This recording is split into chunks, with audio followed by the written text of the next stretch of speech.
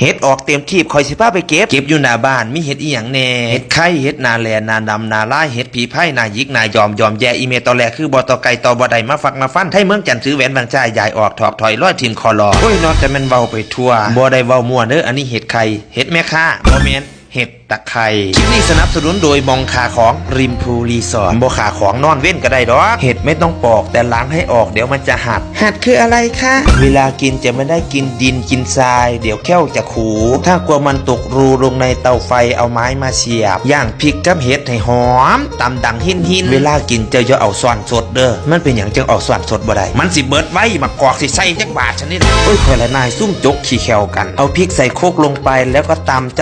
จาะให้พริกแหลกพอประมาณเราไม่ต้องตำนานเดี๋ยวมันจะโดนช่วงที่ตำเห็ดก็ต้องวิ่งไปขึ้นโพนเหมือนอินเดียวิ่งไปบนโน้นแล้วก็ร้องเพลงลงมาเพลงอะไรคนจนมีสิทธิ์ไหมคะคนจนมีสิทธิ์ไหมคะปริญญาไม่มีแต่มีเห็ดนะคะเอาล่ะทีนี้ได้เวลาปรุงใส่ผงชูรสเลือดดีน้ำปลาแดกแซ่บลืมตายไทยบ้านดอนผู้ใดอยู่บ้านดอนโอ้ยกะจักแม่มันหลักก็ยังว่าน้ำปลาล่าตาไทยบ้านดอนเดี๋ยวก่อนเด้ออย่าฟาวให้ชิมเบิ่งก่อนตักมา1 ตอน